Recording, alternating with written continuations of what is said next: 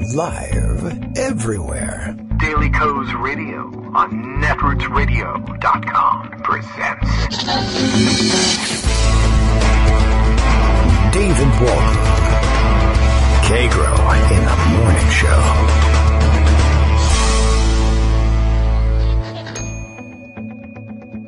Now, here's David Waldman. Hey, good morning, everybody. How you doing? It is Wednesday, April 12th, 2017. Did you like that extra sound effect for the intro? Totally meant that, just the way Steve Bannon totally meant to be kicked off of the National Security Council. We're doing well here this morning. Greg Dworkin will be with us this morning to help us make our program run a little bit more smoothly. I hope. Boy, I could really use it.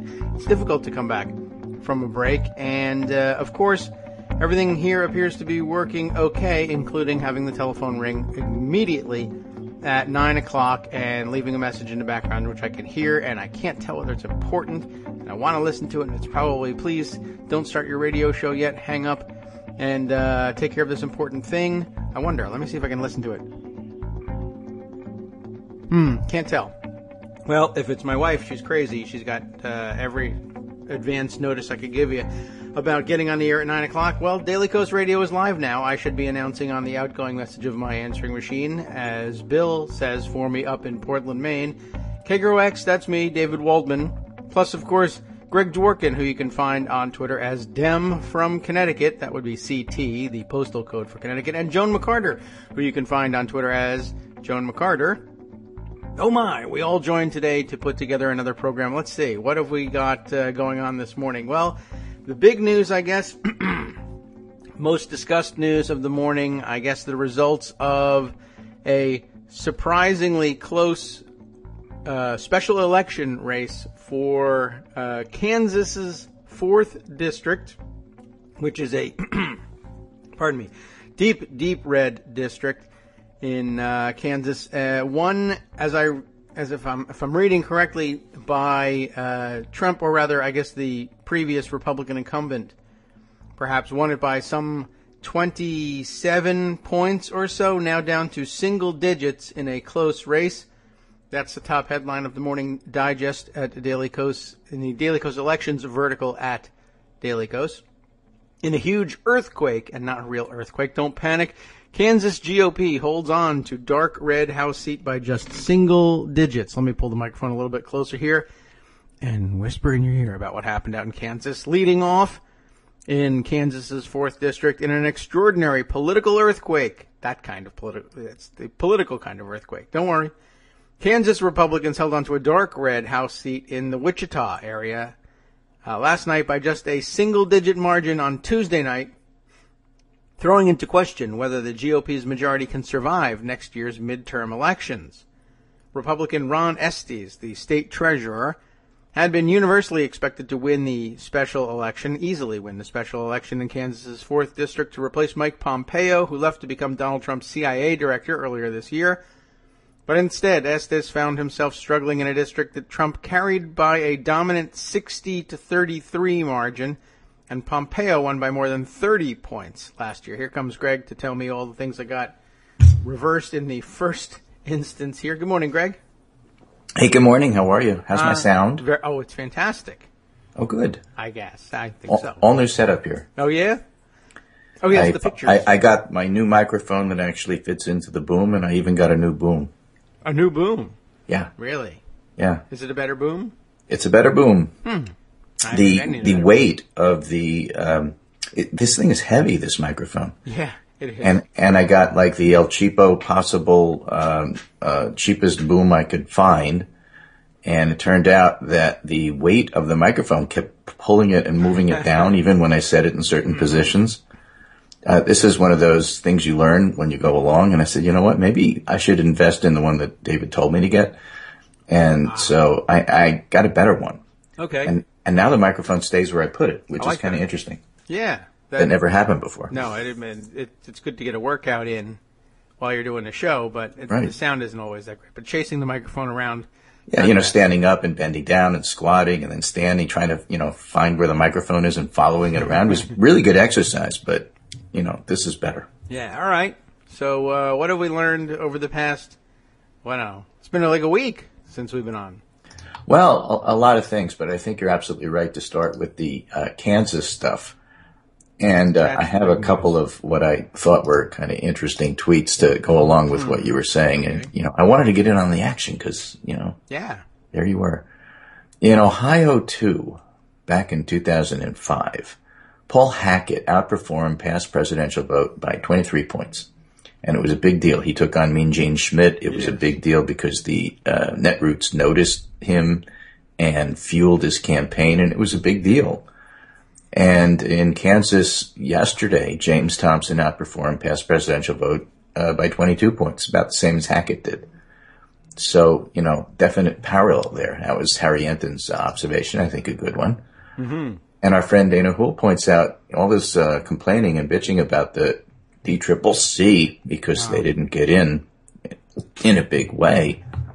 But Dana says, is anybody giving credit to the people who gave through Daily Kos?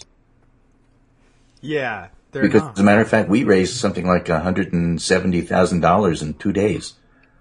That's pretty remarkable. Yeah, I think we had like 90% of the money that was raised came through us. So I thought that was actually pretty good. Now, we were way outspent by Republicans, and of course, this was a district we weren't supposed to win. And honestly, nobody really thought that we were going to. So I don't see it as a disappointment at all that we didn't win. I mean, wins are good. You got to rack up wins. And I think it'll be a lot more disappointing not to win Georgia next week, which is a toss-up. But this was never a toss-up. Nobody ever thought that the Democrat could win. There's no Democratic Party structure in Kansas, and this will help to build some of it. The other thing that's also remarkable from this notable result from yesterday is the results in terms of turnout. Al Giordano had a nice little look at this. I have this in the pundit roundup today. In 2014, there were 166,998 Republicans that turned out to vote. I see. Okay. Because if we could keep it down to that number nationally, that'd be great. Yeah, in 2017, it was 63,000. Yeah, all right. So less than half. In 2016, which was a presidential election, 163,000. There were more people that turned out in 2014 than 2016 for Republicans. And the same is true for Democrats. It's interesting. In 2014, the Democratic number was 81 compared to the 166. In 2016, it was 79 compared to the 163.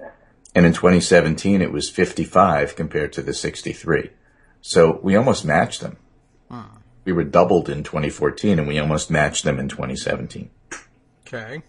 So that's actually pretty good. But on the other hand, there's no question that this was a low turnout because it was a special election, and that's what happens. Yeah, I don't know. People hate those.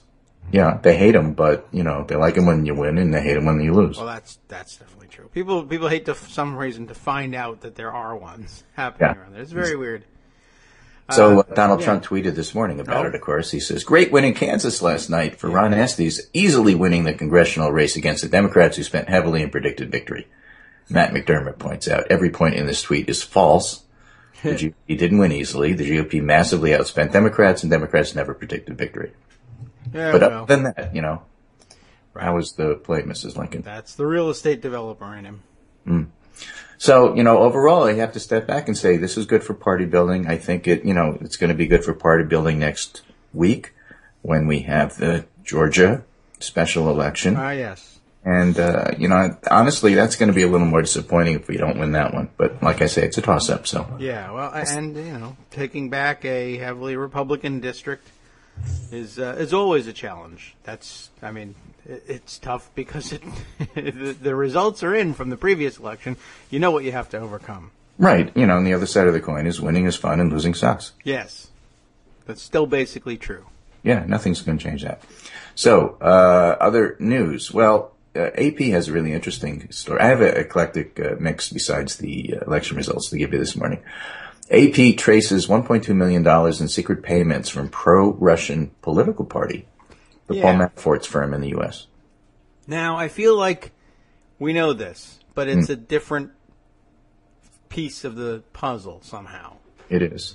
So the records match Ukraine ledger payments to this ex-Trump aide, and just gives you an idea of the fact that the Russian stuff still goes on and on and on. This is just an AP piece from today. And they claim it as an exclusive, even though we kind of sort of knew, but there's just more and more evidence. So I think that that's important and is going to continue to go on. So, I think it's good for that. And then I'm also going to turn to our favorite libertarian law site, Lawfare. Oh, okay. Which can be crazy at times. Yeah. In this one, of course, there's evidence that Trump colluded with Russian intelligence, right? Benjamin Wittes and Quinta Jurisic and Jordan Brunner. It's become a kind of mantra in the defense of Donald Trump on matters related to l'affaire russe that there's no evidence of collusion, but they just go through all the evidence that there is there. So it's kind of an interesting. Yes, people do get confused. That thing here. Circumstantial evidence is evidence. It's the second word in the phrase. Right. It remains an important question whether anyone in the Trump colluded covertly or illegally, or whether they coordinated with the Russian operation. These questions are important because they go to the question of whether any laws were violated and whether anyone in the Trump orbit may be compromised by Russian intelligence. But there simply is no question that the Trump campaign collaborated knowingly with a foreign power during the operation, or that Trump himself was a colluder-in-chief. If you don't believe us, read the appendix. And they have all of this denials, but discussions of hacked documents that Trump did. And, there's like 100 different references here in terms of stuff that came up that Trump used during the election. So, important to keep in mind. Yes. Carter Page, too, is back in the news about... Yeah, he might be the most compromised of all, but that's because he's Carter Page. I mean, Manafort, if you're looking at Flynn and Manafort and Page and trying to pick which one is the one most likely to be prosecuted, that's a tough one. Yes. A lot of it depends on the positions that they held. But, yeah, Carter Page back in the news after let's see, being sort of disavowed by the Trump campaign. They insisted he was had nothing to do with them. He was barely connected. Sometimes some people in the campaign talked to him. Donald Trump had no idea who he was, et cetera, et cetera.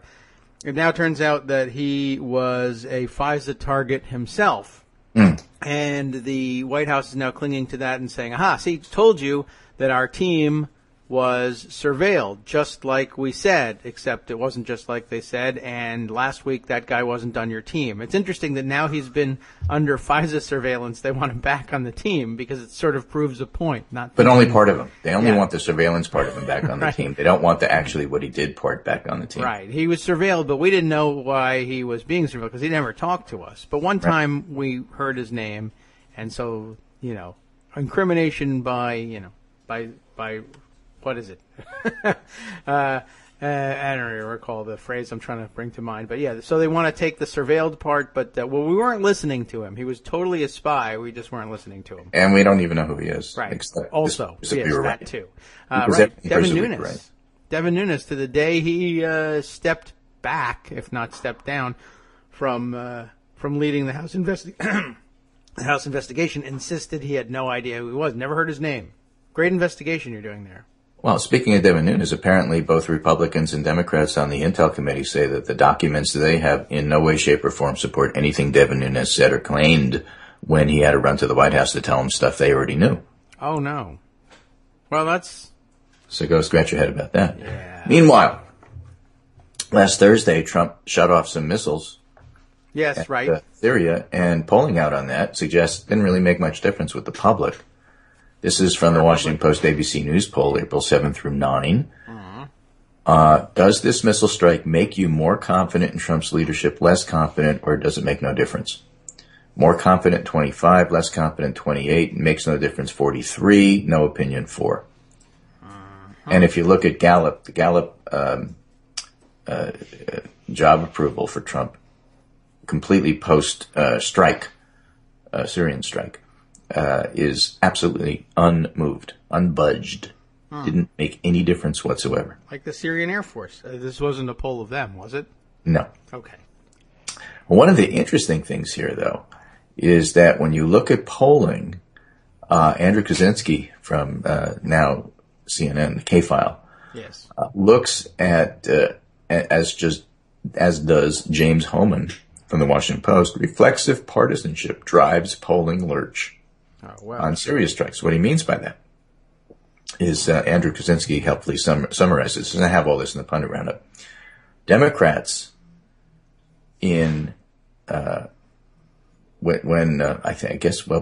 was it? It was 2013 maybe. Mm-hmm. There was a strike that Obama organized. 38% supported Obama doing it. 37% support Trump's Syria strike. Now, if you are a Democrat. I see. So Democrats basically have the same view as they did then. In 2013, when Barack Obama was president, a Washington Post ABC News poll found that only 22% of Republicans supported the U.S. launching missile strikes against Syria in response to Assad using chemical weapons against civilians. So that's what this is being compared against. Okay, right. And it turns out that Democrats and Republicans are exactly in the same place.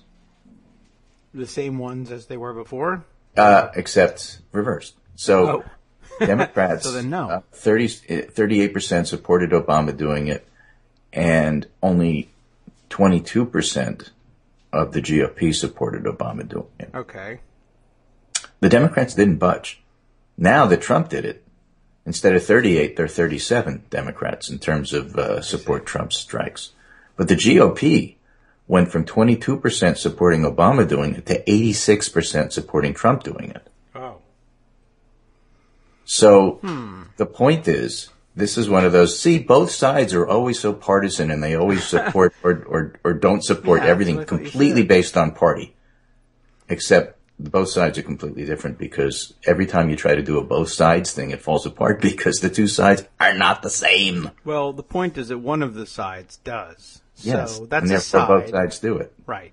And one side did it in 2013 and one side did it in 2017. That's side and side. That's 1 + 1. That's 2 sides, plural, headline written. Right. So, kind of interesting. Yeah. I just thought I'd point that out. Let's look at the national All right. Environment. A couple of stories on that, which I think are worth doing. Air and stuff? Actually, it's the same story, just different quotes from different people. This is from McClatchy, looking at how the Republicans are viewing what to do about special elections and Democratic engagement. Okay. The problem, they say, is the Democratic base is so energized that even voters who rarely pay attention to politics are suddenly engaged. One GOP operative familiar with the special elections said that the GOP realized there might be a problem when polling found that even low-propensity Democratic voters were interested in the race. And another House Republican strategist said, the Democratic base is so motivated it doesn't make sense to run attack ads because it'll further incite those voters. All right? In other words, they're taking the don't shame the Democrats approach that we tell you to do with Republicans. And it isn't because you're right or wrong about them. It turns out that, the more we know about Trump, and we have to talk about Sean Spicer and chemical weapons, because that was the other big story yesterday. But the thing is that if you have a very motivated base and you attack them, they just get more motivated. You just rile them up.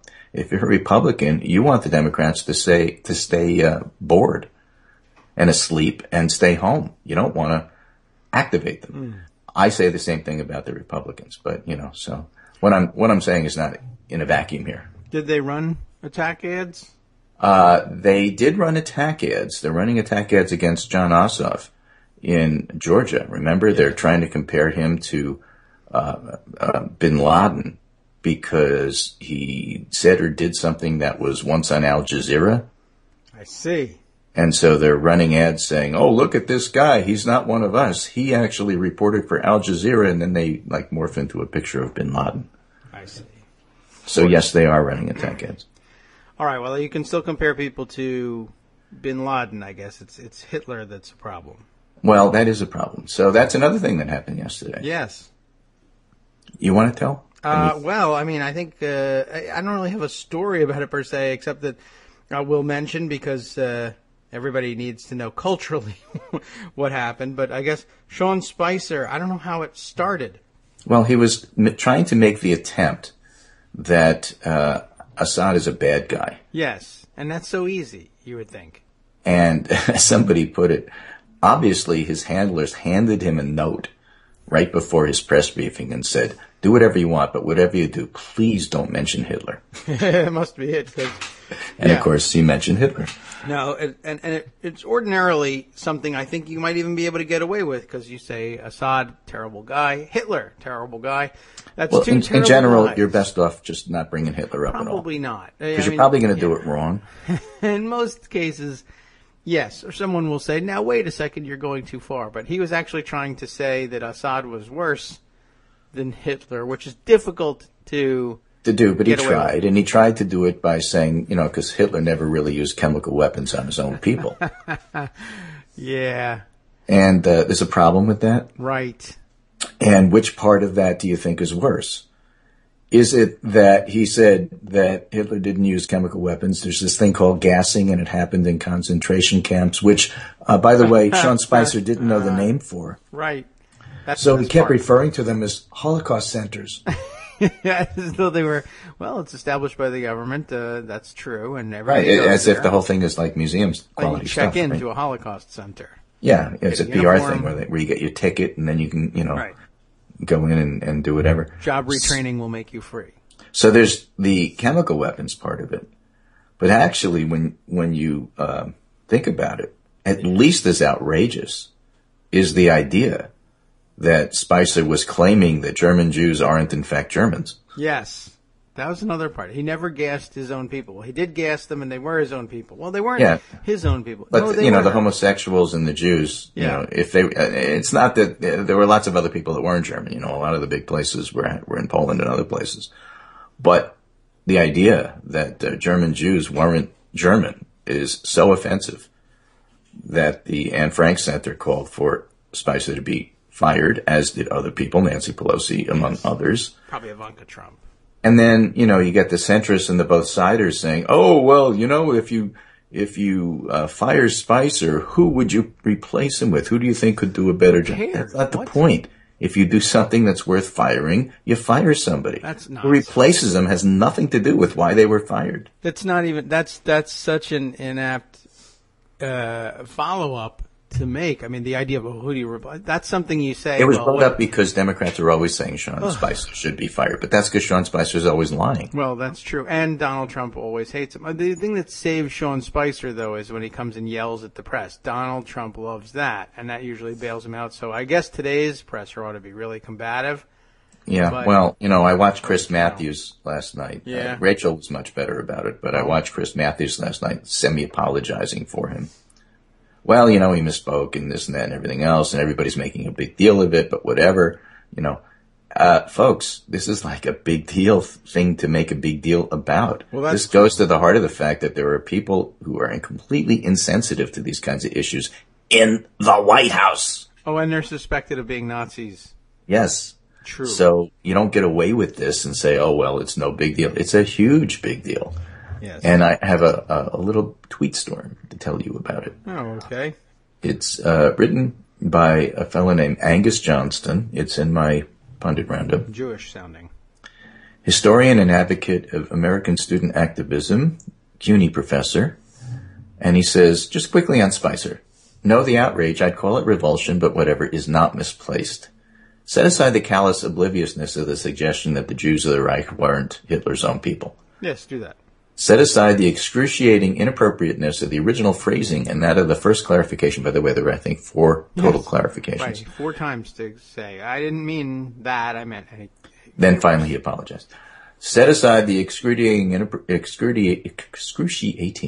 inappropriateness of the original phrasing and that of the first clarification and that of the second. What you're left with, in the most generous possible reading, is a cynical, stupid invocation of the Holocaust for political gain.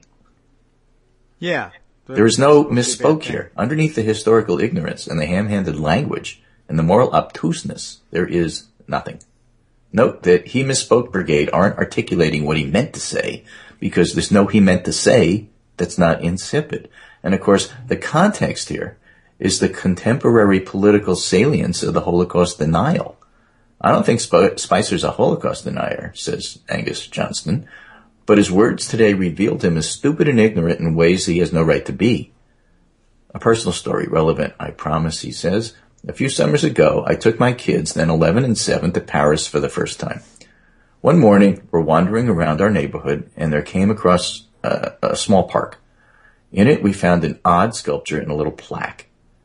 We'd already visited the Anne Frank House and a Dutch Resistance Museum, so when I saw it was a Holocaust memorial, I started reading aloud. My French wasn't strong enough to skip ahead, so I was reading as I was translating as I was speaking.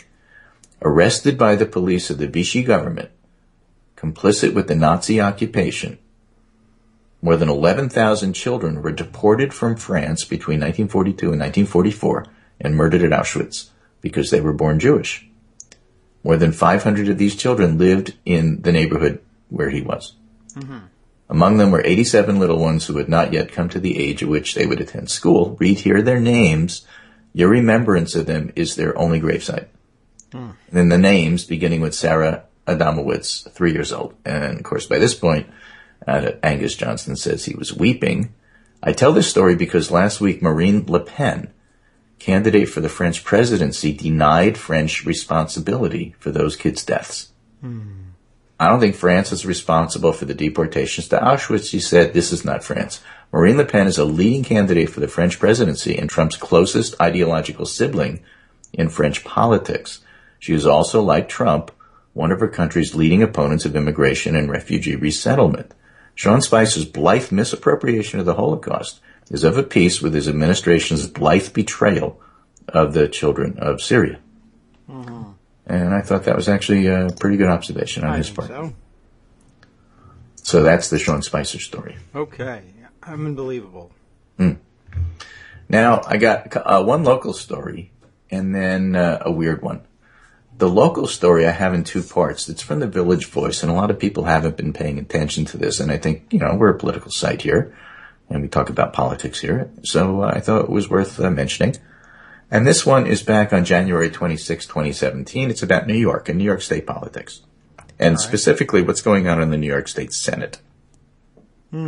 Title, Albany will stay broken, and the growing Independent Democratic Conference, IDC, which locally people say stands for I don't care. Albany will stay broken, and the growing Independent Democratic Conference is a big reason why, and tells this story. On Wednesday, State Senator Jose Peralta, a man who owes a seat in Queens to the very hard work of many volunteers and Democratic operatives who fought for their party to one day control the state Senate, joined the Independent Democratic Conference. He became the IDC's 8th member, cementing the caucus as a fixture of New York politics for years to come. What they do is they side with the Republicans to give the Republican the majority. So you have these 8 Democrats who join the Republicans so that the Republicans run the Senate. What? The leader of the IDC is a fellow named Jeff Klein. And as the article says, first let's acknowledge Jeff Klein's savvy. Klein, who is a Bronx state senator and the IDC's leader, is a cutthroat tactician as brilliant as he is disingenuous. In 2011, he and Andrew Cuomo, relevant for your listeners here because Cuomo may want to run for president, and there's no may about the may, he does, whose courtly scheming belongs in the Niccolo Machiavelli Hall of Fame, concocted the IDC as a way to keep regular Democrats from ever attaining full majority in the state Senate. Cuomo, a centrist Democrat at heart, liked the idea of thwarting liberals, and Klein knew he could never be majority leader of a conference that didn't care for him very much and would prefer to elevate a man or woman of color. So in 2013, there were enough Democrats with the IDC's assistance to throw the Republicans out of the majority, but Klein instead allied his conference with the GOP and locked Democrats out. He paid no political price because New York is home to a remarkably spineless retinue of elected officials, particularly in the 5 boroughs. Cut scene to 2017, and Klein's humble conference of 4 has grown to 8. Its 3 newest members are black and Latino, lending sufficient cover for the 4 white men and 1 white woman who prefer to empower conservative Republicans from the suburbs and upstate at the expense of New York City. If you're a progressive in the city and wonder why New York can't have single-payer health care, grow its stock of rent-regulated apartments, or offer tuition assistance for undocumented immigrants, you can blame Senate Republicans. So it tells you a little bit about who the IDC is. Wow. Flash forward to April 11th. Again, in the Village Voice, soon there will be no quarter for New York's turncoat Democrats. Scott Stringer, the city comptroller who dreams of becoming mayor, was asked about the IDC at a recent town hall on the Upper West Side. And he said, I believe that people who are elected as Democrats should be caucusing with Democrats, according to a video posted by an activist. The way we do things is there's a Democratic way and a Republican way. And let's make no mistake, in the Trump Republican era, we need Democrats to stand for democratic principles and ideas. As the article points out, it was the type of question probably wouldn't have been posed to Stringer before Donald Trump was elected, back when the local political scene was left to the diehards and various interest groups scrapping for their budget crumbs. To discuss the IDC with even the most educated and politically engaged New Yorkers was to elicit a blank stare or a tentative query for more information. Wasn't IDC like tech speak for I don't care? Mm. And Stringer's answer drew cheers from the crowd. They're getting into this sort of thing. You don't have the freedom to just do this without political payback at this particular point in time. You are now either for Trump or against Trump. And if you have local Democrats who are going to wind up siding with Republicans, whereas there was no political price to pay before, there might well be in the future. And I thought that's why that article was particularly interesting. People think of places like New York or some of the Northeast states as like solidly blue. Not so solid. Yeah. I should say not. It's a rather vexing problem. And I've been peripherally aware of the weirdness of the New York State legislature for some time.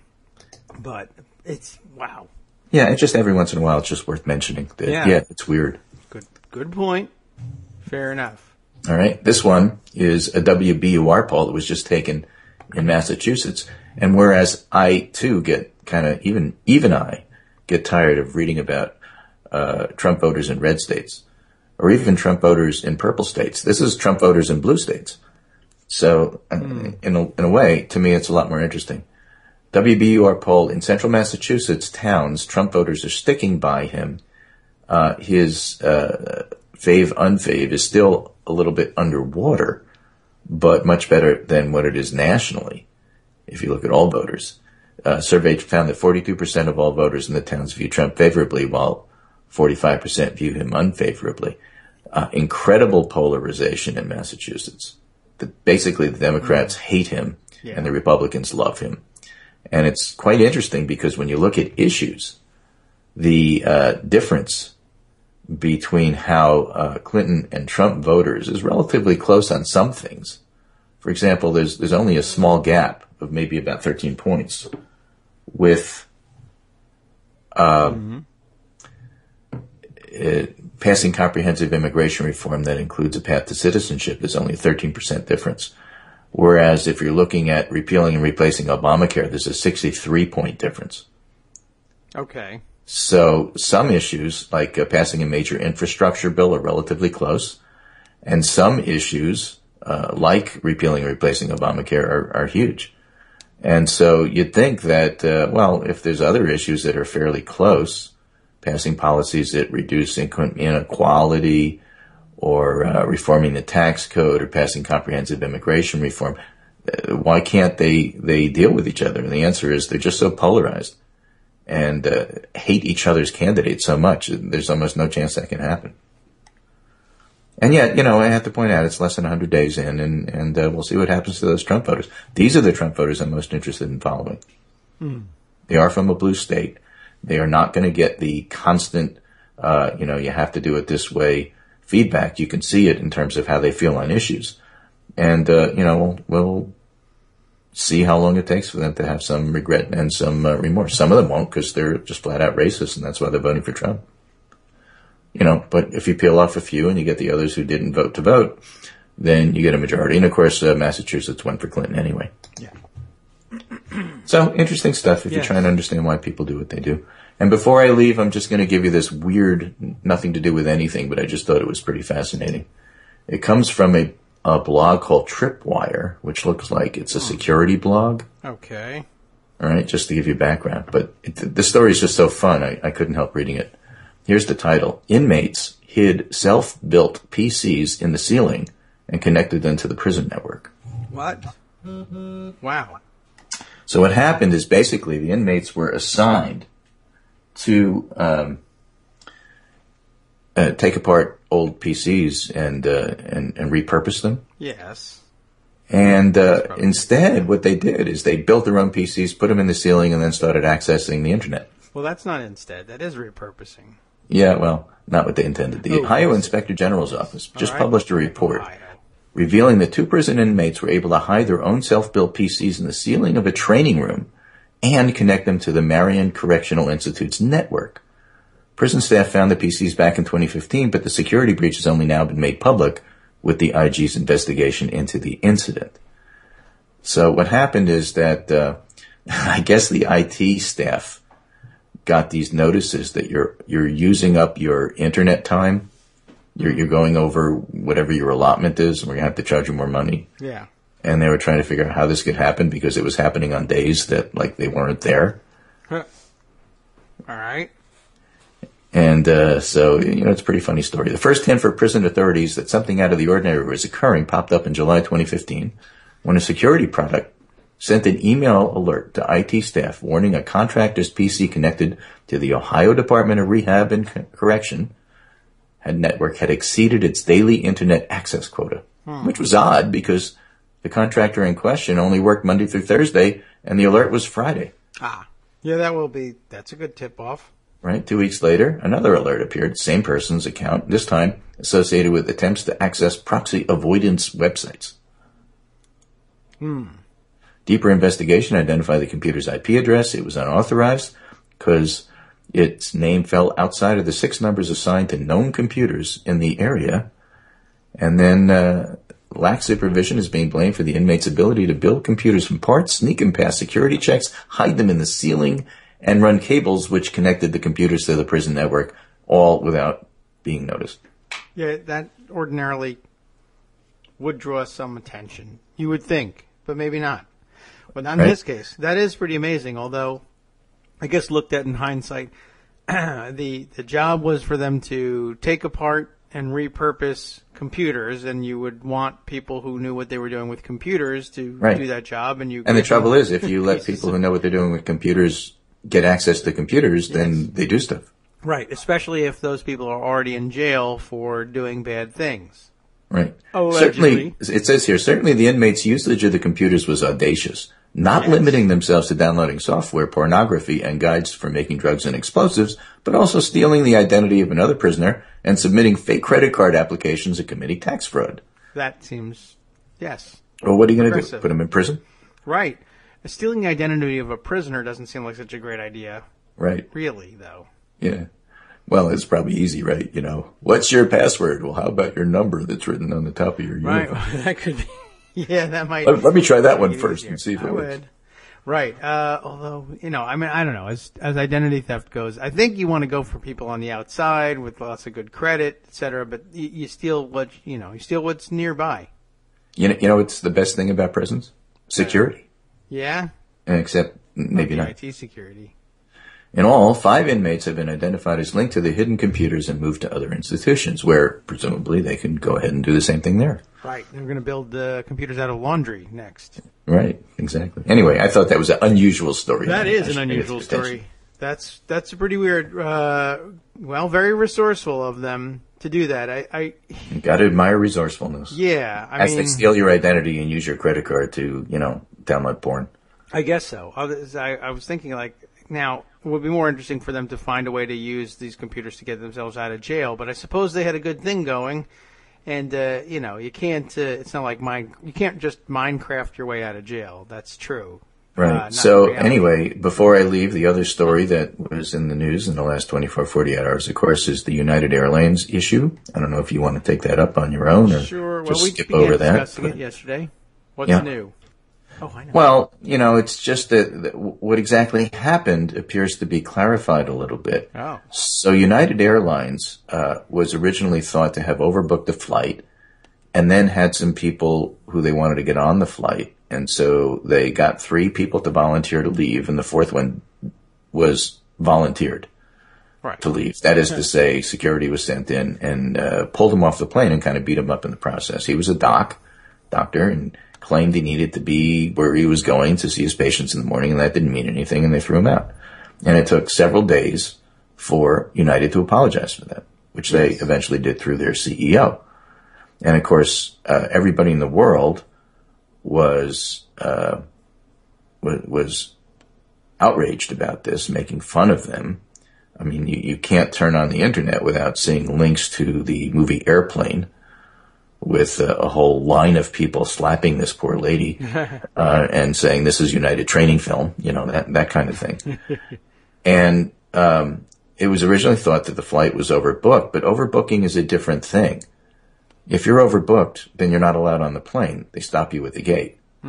This wasn't overbooking. This was everybody had a seat, and then there was a flight crew, apparently from a sister airline, that needed to get to Louisville or wherever they were going, and so people were kicked off so that these people could be put on. You say sister airline, what does that mean? They weren't United? It was I don't think they were United crew. I think it was some other airline. From what I've been reading. But in any case, it was a crew, an airline crew. Yeah. And they kicked people off who had seats, who had paid for the seats, so that they could get this airline crew to wherever they were going, as opposed to put them in a car and let them drive. Yeah. And so, somebody compared this to you go to a restaurant, you pay for a meal, and then somebody comes up and kicks you off the table and eats your food. Yeah. Wow. And the restaurant says, hey, listen, it's the restaurant down the block. We have to let them do this. They're all restaurant people like us. Right. They do have a weird situation there where the airlines help one another out with seats for airline crews. But the fact that this guy was forcibly evicted, Sure. Apparently United promised regulators that they would never do such a thing, that anybody who had a seat would get the seat and keep the seat when they were up for regulation discussions. There's a story floating out about that as well. So, it's a question of what part of this do you want to be outraged about? Do you want to be outraged that the airline took it upon themselves to beat some guy up to get him out of his seat? I mean, that to me, that's the basic, and that's why everybody's outraged about it. Yeah. And then it gets worse because a local Kentucky newspaper decided that they were going to investigate the doctor who got thrown out of his seat. Yes. And the poor reporter had a picture of her saying, I have all these reports here about this particular doctor, and it'll be part of the whole story. And everybody started dumping on her and saying, who cares? If you're going to find something that this doctor did that made him less than a savory citizen, it doesn't matter. The point is he was beat up and pulled out of his seat, not what he did 9 years ago that you decided to do some investigative reporting on. Right. That's not why he was pulled off his seat. His seat. And why are you even looking at that? And so she was inundated with why are you doing this? So she had to pull the story and pull the tweet. Yeah. Probably wise of her to do that. Yeah, Armando was very incensed about that yesterday, and correctly so. It was a weird thing. The motivation to write the story, I guess I could see it coming up where you say, well, I found out this interesting piece of background information, but yeah, they're really, I don't know. People who make some Meanwhile, strange decisions Pepsi sent United a thank you card. Pepsi? Yes. Right, thank God. Nobody's talking about Pepsi now. That's true. That seems small potatoes by comparison. Yeah, no doubt about that. Whatever. Yes. Well, Culture of Truth, Bobble Speak on Twitter points out, he says, I'm not sure you can say that the other 3 passengers volunteered. I mean, we did say that, but they were also kicked off the plane. I believe the situation for them was they were randomly selected and they volunteered to not get beat up in leaving the plane. They were chosen and they were they may have gotten paid. We don't know that part. Yeah, true. You can pay people up to $1,000 to get them to change their flight. And if some people want to do that, well, whatever. Yeah. Usually they say, does anybody want to volunteer? And we'll give Nobody you some does. money. And then they say, does anybody want to volunteer for money? Right. And then you start negotiating. And then I think what happened here was they said, okay, no one is volunteering. So what we're going to do is we're going to pick people at random and throw you off the plane. I believe they still have to give you the compensation that they offered you if you did it voluntarily, but then they get to pull you off the plane. So they chose 4 names, they read them out, and 3 of the 4 people chosen said, "All right, I have no choice here. I'm leaving." Well, remember Sean Spicer and what we were just talking about and his references? Yes, this is like the Holocaust, I believe. Well, the thing is Yeah. that for 24 hours, United's defense was, you shouldn't be yelling at us because we followed procedure. Right. Like they were following orders. And what does that remind you of? Hitler. Well, actually, it does. Yeah, a little bit. And You know, so don't use that as a defense. Oh, That's okay. like, I don't really care if that's Mussolini. If you were following your procedure, there's something wrong with your procedure, and if you don't get that part of it, don't even bring it up. Yes. And so whoever was on the PR end of trying to fix United's problem looked like Spicer with his 4 clarifications. It was just awful. Every single thing they said just made it worse. Until the CEO finally apologized, and now he's going to look into it, whatever that means. They should just give me the airline. I'll fix it. Well, that's what everybody was thinking, you know. Everybody was saying, listen, for whatever you're paying those PR people to do with United, I'll do it for half the price and do a much better job. Just do nothing. Yeah. And I'd still do a better job. True. It would have All been right. much better. Well, Okay. you know, that's kind of the summary for what happened in the last couple of days. We thought we should go over here. All right, then let's leave. I am. Oh. You got to stay. You still have a show to finish up, but I volunteered get to to go. go. I If get to anybody say, wants to give hey, me $100. this is Greg Dworkin speaking with my friend David Waldman, Kagro in the morning. I hope my levels are all right and the sound quality is okay. But in the meantime, thanks for listening this morning. The Kansas story is a big one, but I think the Georgian one next week is going to be a bigger one.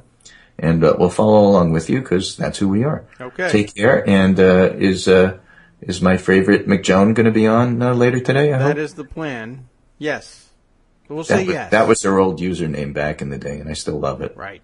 And you can tell her I said so. Okay. Take care, and I'll talk to you tomorrow. Thank you. Will do. Have a great day, and let's hope it's not as interesting as the previous couple in Yeah. Trump sense.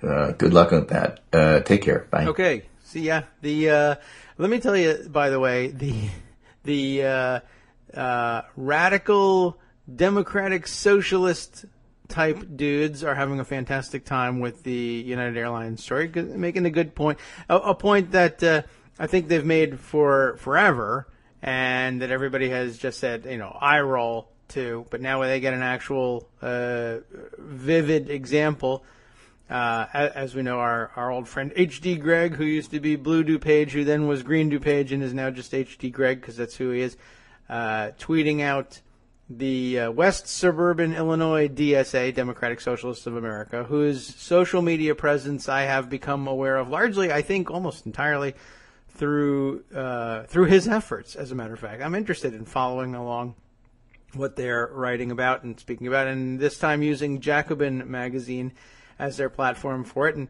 like I said, something they've said for a long time that everybody just sort of rolled their eyes at and thought of as strange, fringe political rhetoric. Capitalism is violence.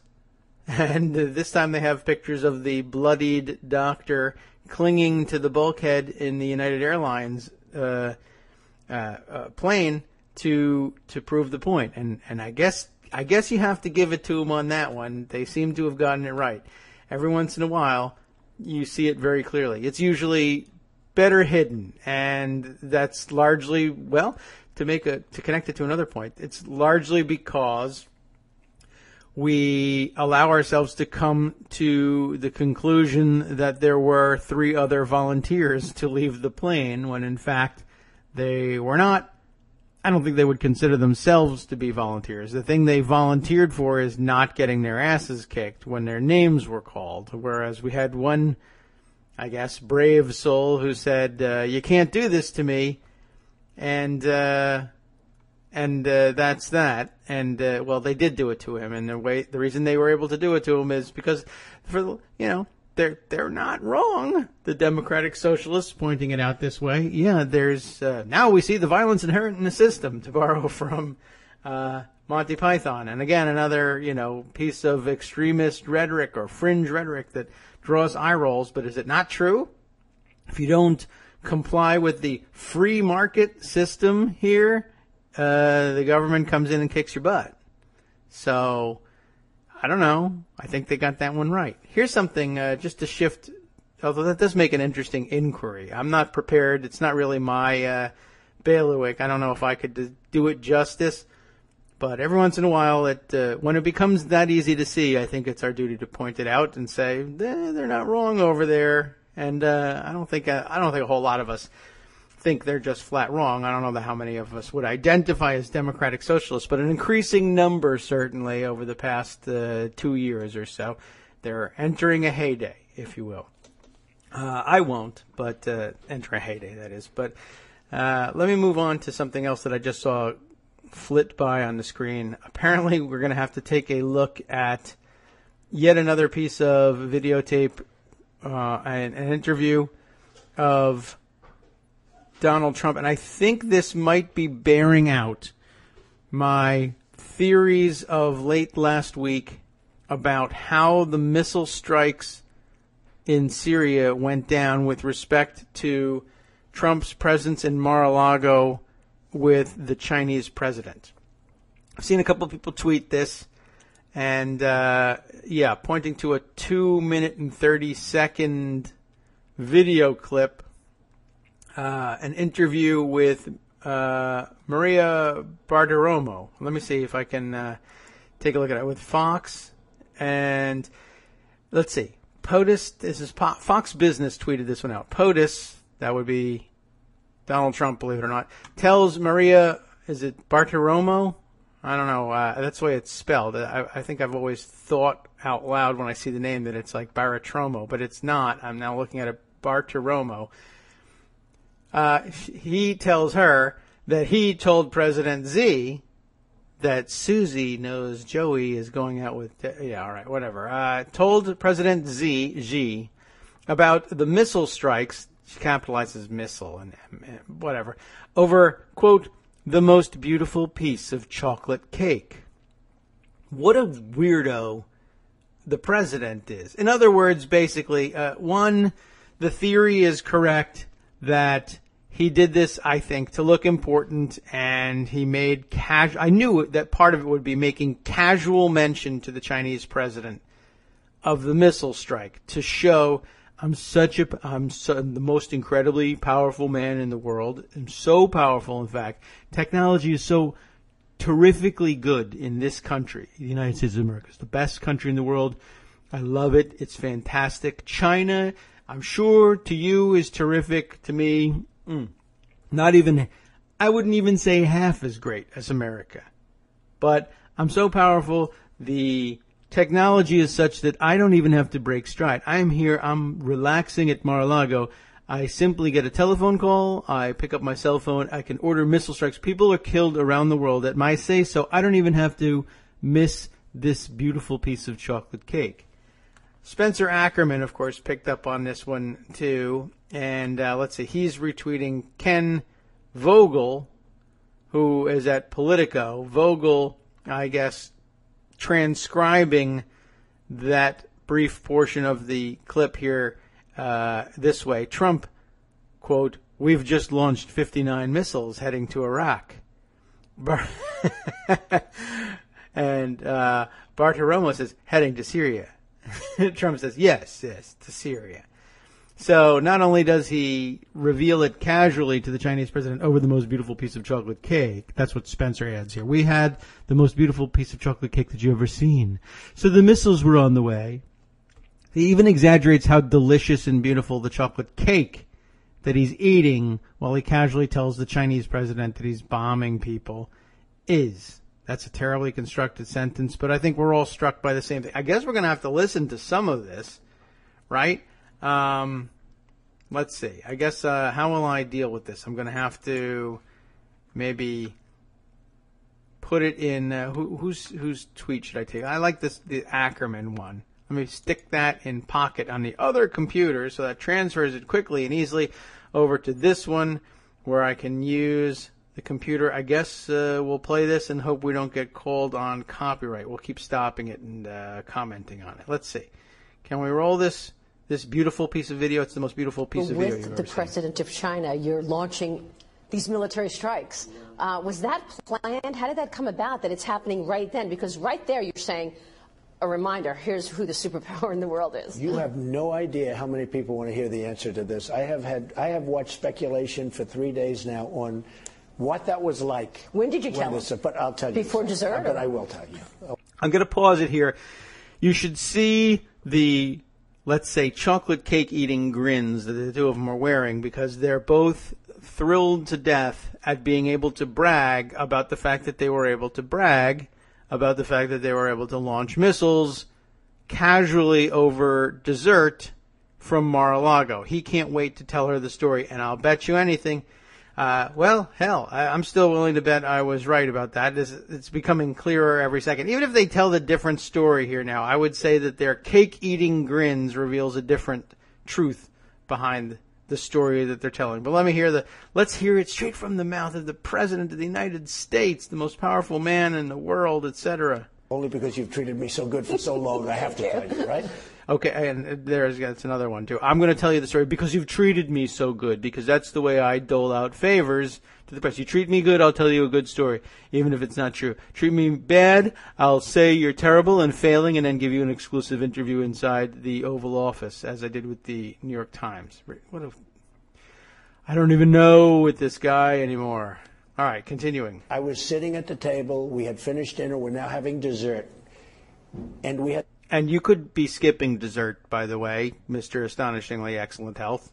The most beautiful piece of chocolate cake that you've ever seen. And President Xi was enjoying it. And I was given the message from the generals that the ships are locked and loaded. What do you do? And we made a determination to do it. So the missiles were on the way. And I said, Mr. President, let me explain something to you. This is during dessert. This is exactly it. This is exactly as I imagined it. I cannot believe it. Because, of course, I was imagining the worst. And it is the worst. We've just fired 59 missiles, all of which hit, by the way, unbelievable, from hundreds of miles away, all of which hit. Amazing. Unmanned. Brilliant. It's so incredible. It's brilliant. It's genius. Our technology, our equipment is better than anybody by a factor of 5. I mean... Oh, 5. I think I said 10. I had not listened to this clip before, I swear to you. You know I don't even read the articles that I read on the show ahead of time. I did not listen to this clip ahead of time. I knew I get inside this guy's head sometimes. It's not that easy, or not that hard to do. I mean, I was going to say it's an open book, but it's not a book. It's just a wide open door. It's just, there's my brain hanging out there. You can see exactly what I'm going to be thinking about this. I knew he would be comparing the technology. I thought he was going to say to the president of China, our technology is so great, that's how I can order missile strikes from the table.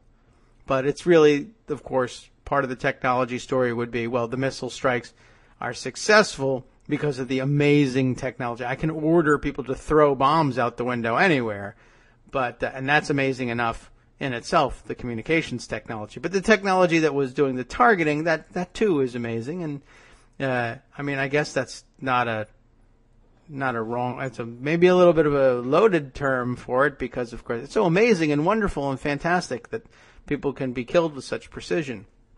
That's not so amazing or fantastic. But anyway, again, I'm only making this comment so that we don't get called out for copyright infringement, you see, and by the automated bots that work the YouTube posting.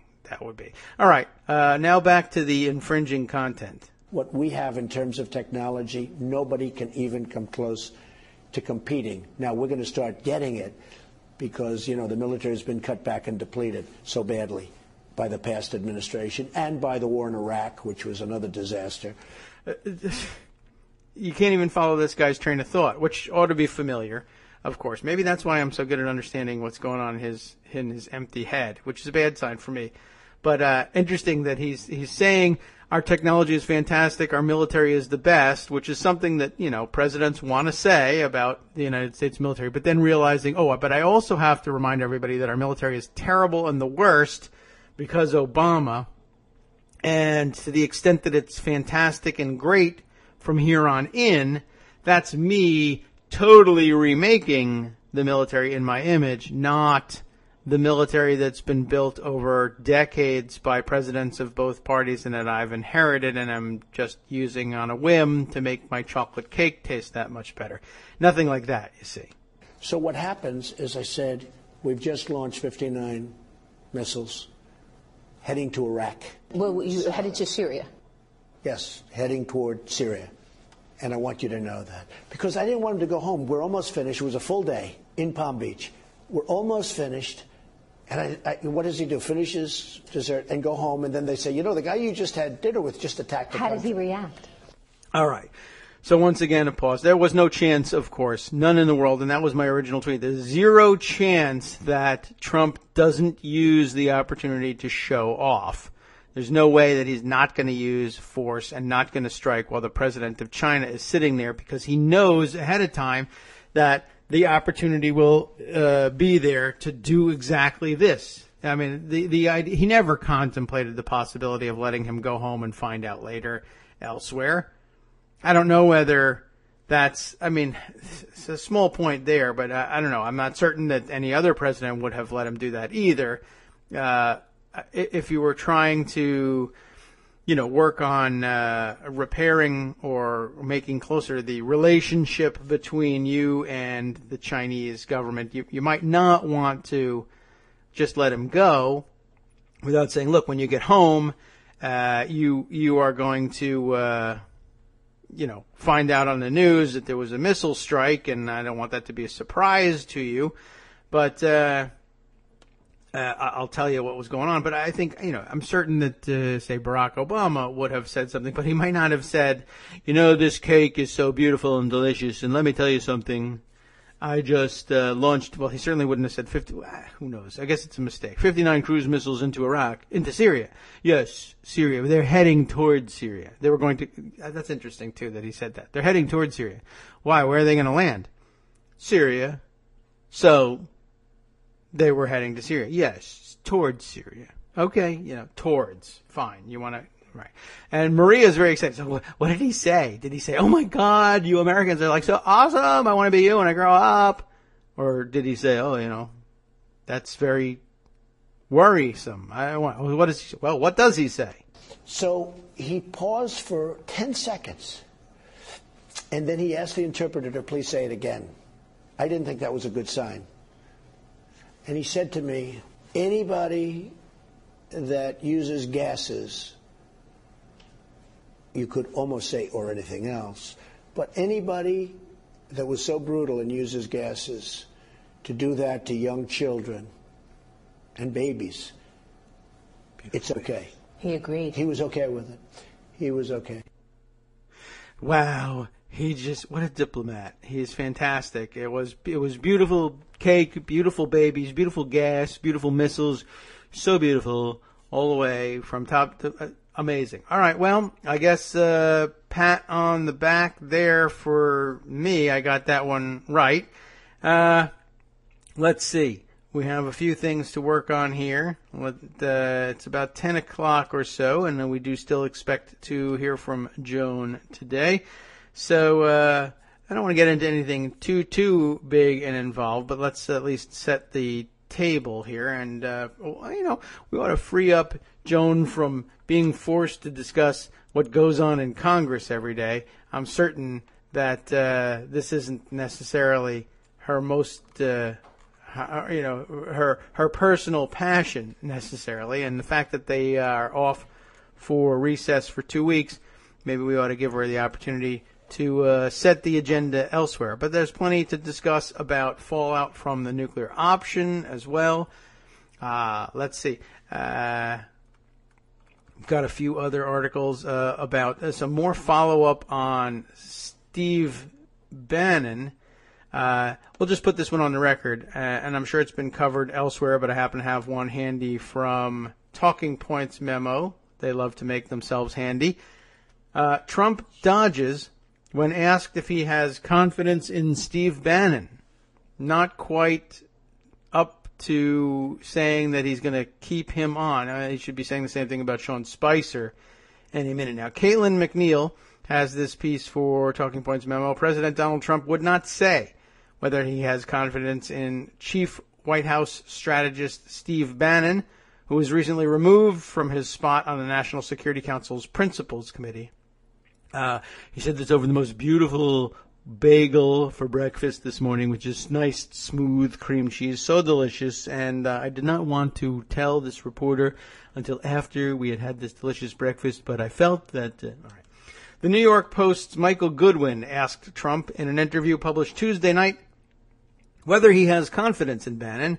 In response, Trump did not say whether he has confidence in Bannon, that is to say he did not answer the question, and instead downplayed Bannon's role in his campaign and emphasized that he is his, quote, own strategist, a familiar theme for Trump.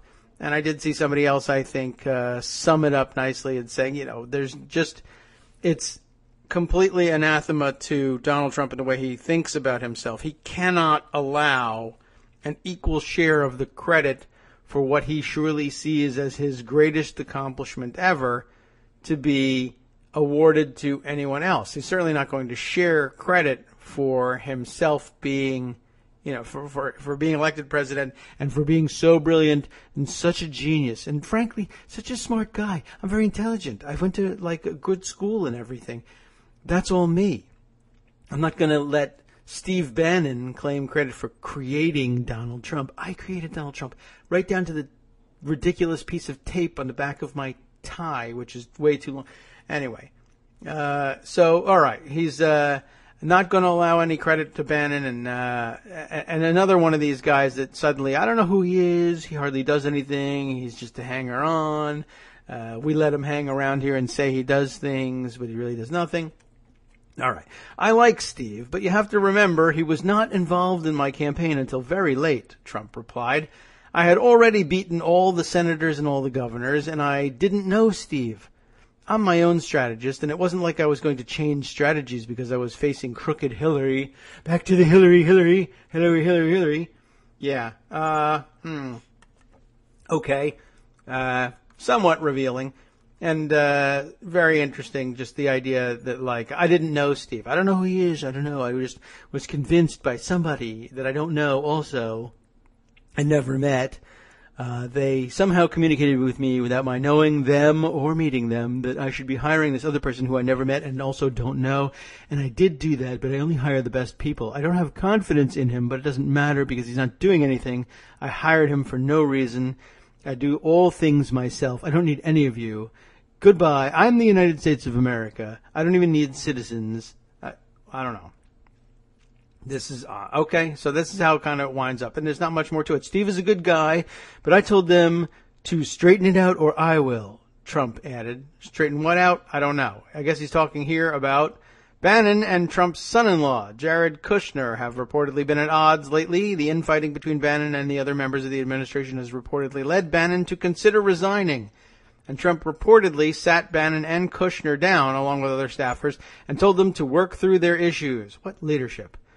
Fantastic. So I understand you two guys are having troubles. Yes.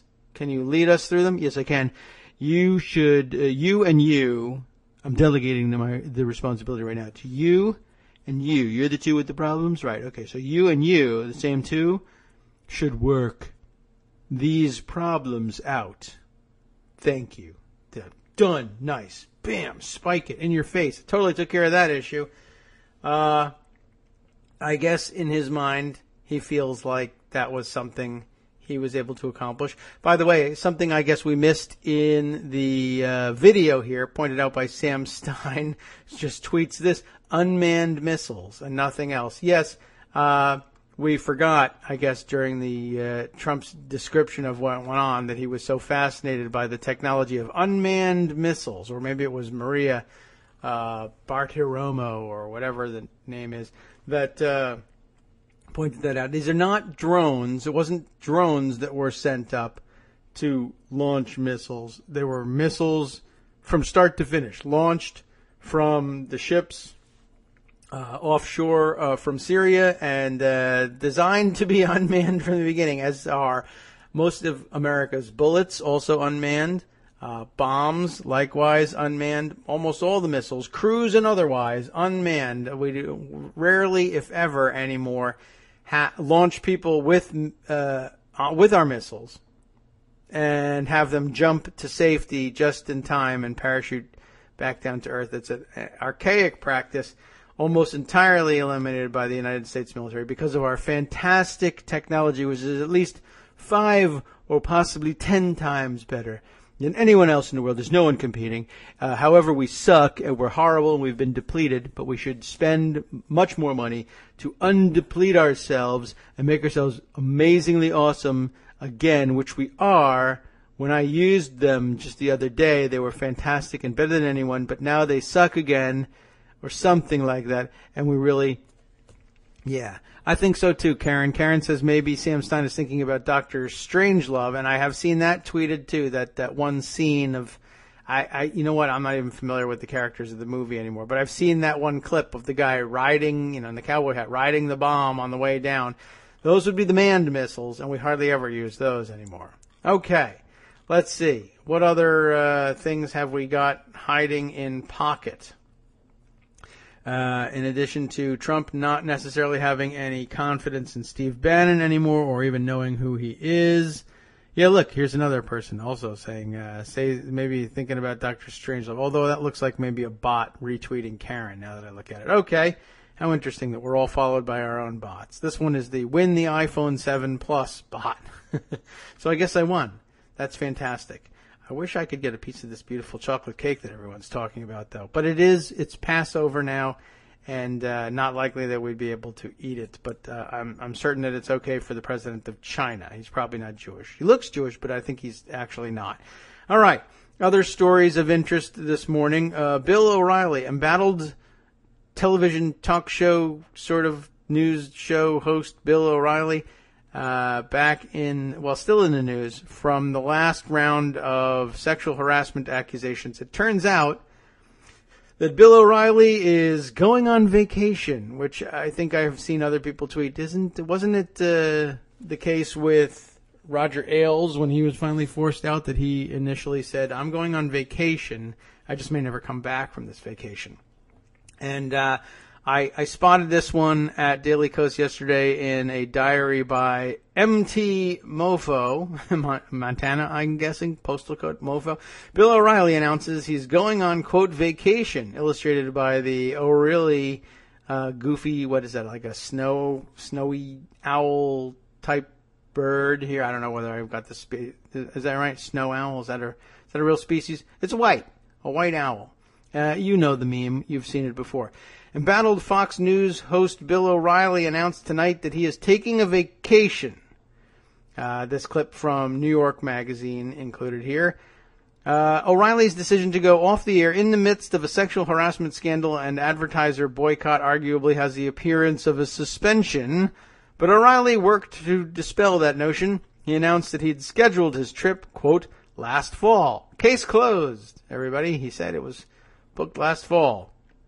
And everybody knows you don't book fake vacations in the fall. Well before the New York Times reported that he had paid $13 million to settle harassment claims, a Fox News spokesperson confirmed O'Reilly will return on April 24th. But according to 4 network sources, there's talk inside Fox News that tonight's show could be his last. Lawyers for the firm Paul Weiss, hired last summer by 21st Century Fox to investigate Roger Ailes, are currently doing a deep dive investigation into O'Reilly's behavior. There's a lot of money for this firm in investigating sexual harassment at Fox News. I wonder if they'll come to the conclusion that Fox News is rife with sexual harassment and ought to probably, for public safety purposes, be closed down. All right. You know what? Here's just before this floats away. Good point brought up by Ken Vogel about the clip that was earlier circulated and played, Trump recounting the missile strikes. Trump remembers details of the cake he was eating while launching missiles, but not which country he was attacking. That is a good point. Now, he may well have remembered perfectly but misspoke, but hey, it's fun to speculate anyway. All right, where were we? According to 4 network sources, there's talk inside Fox News that tonight's show could be his last, right? They, according to the law firm that was hired to investigate Ailes and now is hired to investigate O'Reilly, They're focused on the sexual harassment claims by O'Reilly guest Wendy Walsh after she reported her claims via the company's anonymous hotline. They even have to have one of those. Fox News co-president Bill Shine has been working hard to keep O'Reilly, sources said, but O'Reilly's future is in the hands of the Murdochs. It's up to the family, the senior Fox News staffer said. The Murdochs are presently divided over how to handle it. The two highly placed Fox News sources say 21st Century Fox CEO James Murdoch would like O'Reilly to be permanently taken off the air, while his father Rupert and the older brother Lachlan are more inclined to keep him. A spokesperson for the Murdochs declined to comment. Feel free, says Montana Mofo, to speculate wildly about what happens next. Anything around the world scheduled from April 12th through 23rd that might interest him? Well, good question. Okay. Well, we'll see what happens with the guy. Let's see. Where are we? Let's see.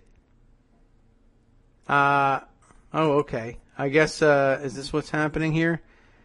I'm just, watching, and in real time, Armando chasing after Joan to see whether she's got time to come on the show here. Joan has just tweeted, Trump thinks zombie Trump care is on track, and that's not the worst of his delusions. That's one of the latest stories over at Daily Kos. And I could take a look at that one if Joan has not got the time to come on. But Armando is tweeting, time to tweet, no time for KITM. No, not the case. On my way. Excellent. I guess she just wanted to get that story up and posted, and she could probably tell us about it when she gets here. We're done with Bill O'Reilly for the moment, I think, but man, I just recently stumbled across an article that I think we read or started to read some time ago that's very closely related to the O'Reilly story, but, and I guess since Joan is on her way, I won't read through the thing, but I kind of wanted to remind you of its existence. If you were not around the first time we read it, you're a relatively new listener, although this may be years ago. I can't even recall exactly. Well, I guess I could find out by taking a look at the date on the article. It's not that many years ago because this is dated September of 2016, so it can't be that long ago.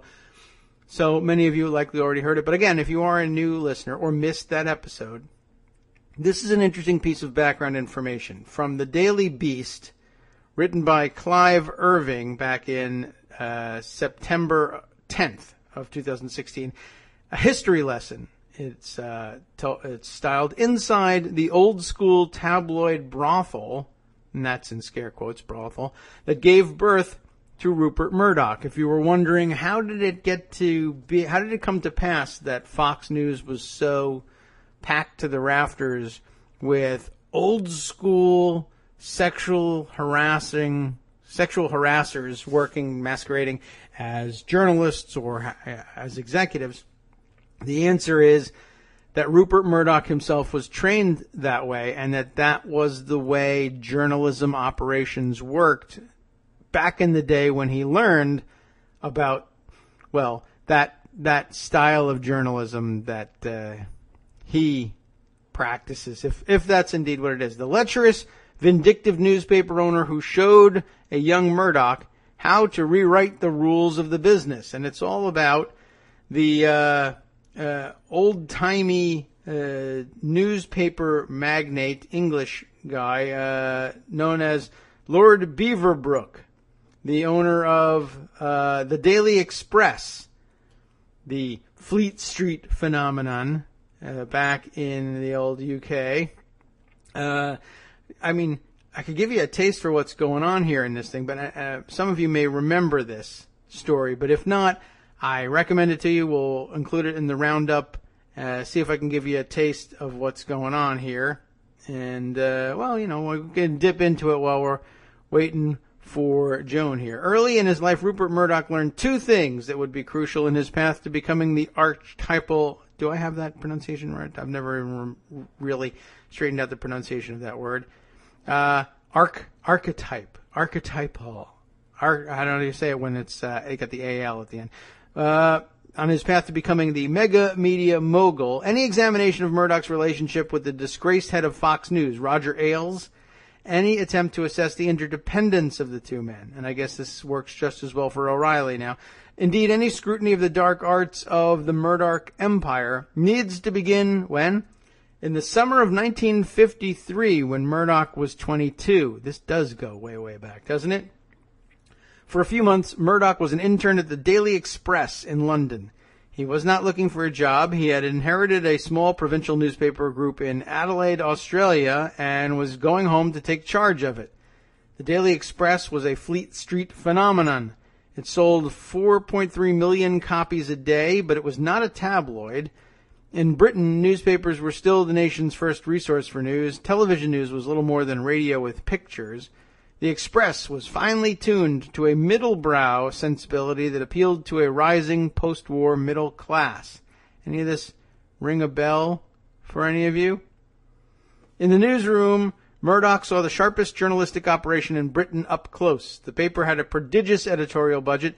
It had correspondents in every major capital of the world. Whenever and wherever a big story broke, the Express had bylined reports throbbing with cliches like "I flew into riot-torn," wherever it is. In London, there was a team of 50 photographers ready to go anywhere. So a familiar setup for a journalistic operation, certainly. But the big story was Lord Beaverbrook, the man who owned the place. Canadian-born Beaverbrook was. You can take pride in that, our Canadian listeners. Not really, because you'll find out, as it turns out, the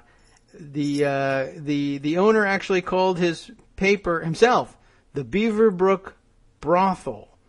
He was sort of like the original Mad Men style, just swinging lifestyle kind of guy.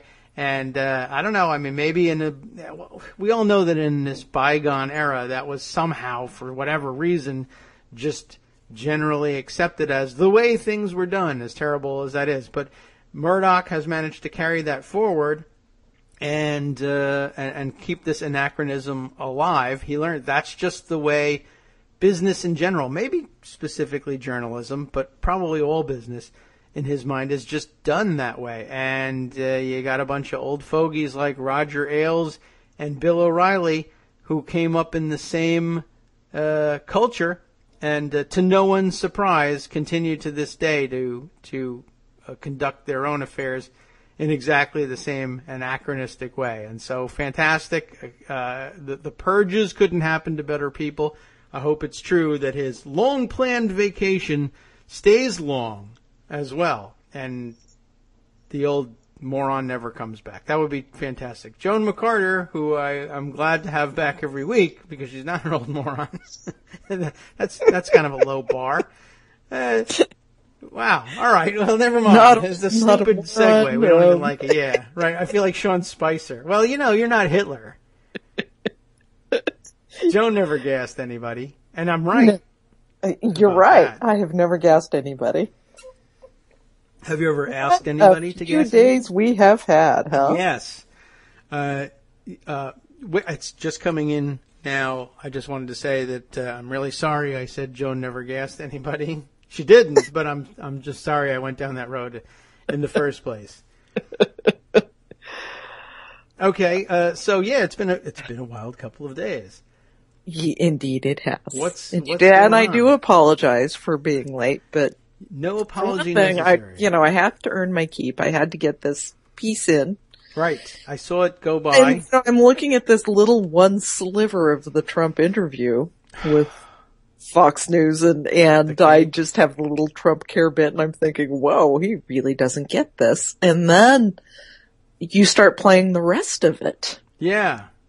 So it's your fault that it took me this long to get here because I kept getting distracted from what I was trying to write. It was a good, I can't believe it, but I can never believe any of the things that he does. He's unbelievable. I have to stop the tape 25 times to just say there's another level to the absurdity of all this. The cake, the wrong country name, that could just be a slip, but whatever. The United States military, it's fantastic, it's wonderful, we have the best technology, but we also suck, we're the worst, it's horrible, Obama has depleted us, we're so depleted. But I knew right away, I don't know, it was this sort of instinct that I was able to guess right away that the timing of the strike was no doubt meant to offer him the opportunity to probably put, I wonder if he uses an iPhone or an Android is okay. For some reason, if it wasn't for the fact that he was on Twitter, I would see him on a flip phone. He's just that kind of guy. He still thinks that's hot. But I was fairly certain that he would want to be seen, nodding knowingly and looking grim or whatever, and then hanging up the phone. And even if he didn't say anything, he would be fishing for the Chinese president through a translator to say, "What's wrong, Donald? You look so serious all of a sudden. You look so presidential." Yes, right. Yeah, that's right. In this moment, you just became president. What is it? Is the cake troubling you? Is it a missile strike? What sort of things would bring a president so strong, so resolute, down this way? Well, actually, I'm quite excited. President Xi, I just had this beautiful chocolate cake, but also possibly killed dozens. Delicious, both. Yeah, very weird. And the interviewer, the interviewee. And that's not even, that is the worst part of it. Missile strikes over beautiful chocolate cake is the worst part of it. Most beautiful. But the whole thing is just bonkers. Yes.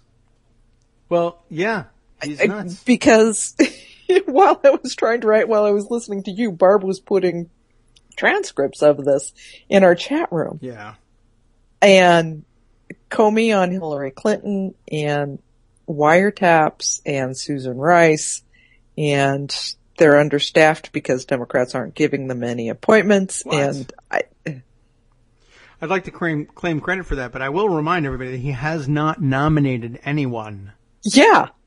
You have to. Yeah. That's absolutely, positively your job. And it's a signing too. You could have cameras and everything watching you sign it. You did it day one. Everybody had to sit there and watch you sign the nominations for your cabinet. It's clearly his favorite thing to do. Sit at the desk and sign things and then hold it up for the cameras. Yes. But he adores that. So I guess we're waiting for that. But yeah, he does keep blaming the understaffing of his administration on Democrats because they're blocking everything, which they are. They're not blocking anything. They're just delaying a lot of things. No doubt about that. But they've blocked nothing. That came up, I guess, also during the Gorsuch thing. And that we have to use the nuclear option because we've been blocked a total of 0 times in all of this. So we have to change the way the Senate works because of all the blocking we're frustrated that we've lost 0 contests. And I don't know. I guess we'd like to win another one. So they'll go and do that. But yeah, he has not even suggested a name for any of these jobs that we're supposedly blocking. We couldn't block them if we wanted to because there's no nomination. There's no nomination. That, I'm sure, has to work that way. I have a lot of, I like to think creatively about process, but I'm positive that he has to say the name first. Pretty sure. He can't even just, telepathically send it. Yeah. Well, not that we would be able to understand it either. But, this is the guy who says that Trump Care wasn't a failure. That's fake news. Right, yes, true. It's been very much misreported that we failed with health care. We haven't failed. We're negotiating. Yeah. We got to have a vote. The day before the vote, we're having this vote. We're not having this vote. It's not a failure. We're negotiating. He's negotiating with Mark Meadows from the Freedom Caucus, and they're going to get it. They're going to get it this time. Sure. Terrific, wonderful, fantastic, most beautiful chocolate cake of a bill you've ever seen. Yep. Everybody's this is going to lead to phenomenal tax reform. Yes. So not beautiful. Just any tax reform. Phenomenal tax reform. It's going to be great. Well, all of these things are like that. And now everybody, by the way, I'm watching them on Twitter, marvel over the incredible grin that he gives a really little sly grin, but Maria stupid name, I can't remember. Bartiromo, do I have it right? Or I have Bartiromo. Dang. I want it to be Bartiromo. I think I must have known somebody named Bartiromo growing up. But Bartiromo. There's an L in there, isn't there? An L, oh. Maybe. Bartolomeo, no, Tony Romo, something. I don't mean to mangle the name, but who cares? Anyway, she's so excited about chocolate cake. How apologetic do I need to be about mangling her name? But she's got this incredible Bartiromo. Okay, thank you. Bartiromo. Maria Bartiromo, but she's so enthralled by the chocolate cake angle. It's incredible. I don't know. They're very excited, and I see. Or maybe maybe that's her trying to make the best of it. Shocked face. Oh, look! Oh my God, chocolate cake. She's kinda smiling, kinda. Am I really here? I have no idea. Yeah, I don't know. I have the feeling that the Fox audience. Well, they really would love that. I'm sure that they fantasize about themselves launching cruise missile attacks, probably over chocolate cake. Yeah. No, I think she loved the whole thing. Yeah. Well, that humanizes him. I mean, he said he was having chocolate cake at the time. Just like me. The surveillance. Can I just read to you this bit about surveillance? Oh, yeah, please. Oh, sure. Let's see. We go, it's just crazy. She's asking about a tweet. When she was referring to Susan Rice, Trump says, oh, sure, we were talking about surveillance. It was wiretapped in quotes. The New York Times said the word wiretapped in the headline of the first edition. Then they took it out of there fast when they realized. But I put wiretaps in quotes, meaning because, look, wiretapping is an old-fashioned, then there's crosstalk. There are too many wires anymore, right? You don't have a lot of wires. Look at this room. This room used to have a lot of wires. Now it doesn't have so many wires. Okay. So he's adopted a lot of wireless technology for the room. Where is he? Is he in the White House? I have no idea. Who cares? Wires. Yes. You used to have wires. Now you don't. I mean, just look. I think he's trying to say he was putting wiretap. Yes, two P's, right? Quotes in his tweet. I gotcha. Ironically? Or as some sort of catch-all phrase for surveillance. I guess an articulate person would have said, it's not that I believe that they were using a wiretap in the old-fashioned sense. It wasn't a pen register that they had placed on my line. It was they were surveilling my electronic communications in general. Recording telephone calls, monitoring emails, capturing metadata as well. But although wiretapping would be, even as a catch-all phrase, is usually one used to describe capturing the content of communications, as opposed to the metadata about which we're not supposed to worry. Right. Which is just the information about when and when the calls were made, and perhaps to what number or what IP address, email traffic went to, all of which, I don't know. It's all worrisome in its own way, but is that all he was trying to say? That any kind of surveillance that is revealed will prove me right? And now, I guess the latest is that they think they are right because Carter Page ended up the subject of a FISA warrant himself, which they think vindicated. Yeah. We're vindicated, yes. That means he's a spy, or at least the courts have reason to believe he is, because the FBI thinks he is, and we want to actually hear what he's saying to be sure. And the court says, it looks like you probably will catch yourself a spy if you get this wiretap, so go for it. Last week, of course, no one knew who he was. This week, he was the campaign manager, but also he didn't do anything. But also he didn't do it. I hardly know him. I hardly know the guy. Yes, but he was integral. That's why they were wiretapping him, and that just goes to prove that they were in at the highest levels, trying to get us politically, which is the same. It's like the similar argument of the U.S. military is so beautiful, but also so horrible. When they win, that's me. When they lose, that's Obama. And that's basically all you need to know. When Carter Page is being wiretapped, he's part of our campaign. When he's saying things that are stupid and get us in trouble, we hardly know who he is. Okay. I don't know how they're going to spin this one exactly, but... I don't know either. Yeah. I mean, they can go with the vindication line. Yeah, see, we really were wiretapped, but, yeah. Now, I guess they're not making the connection that that's not necessarily a positive thing. Right. It's vindication. He was wiretapped over the most beautiful piece of chocolate cake you ever saw. There you go. And you didn't even see it, so there you go. It's very secret chocolate cake. We'd never let you in. The best chocolate cake. Right. We have the best stuff. We would only have the best chocolate cake at Mar-a-Lago. Yeah, well, right. Obviously, you're going to have that. Everything's got to be a plug for Mar-a-Lago. Right.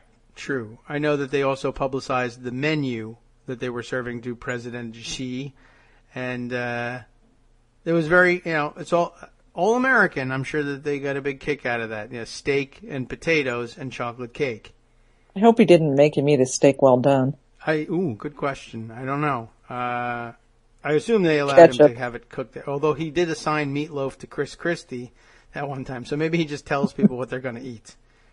Oh, he probably only does that to Chris Christie. Yes. During the campaign, he said, he specifically said that if he were elected and was hosting the president of China, that he would just get him a Big Mac. Right. He'd call in for burgers.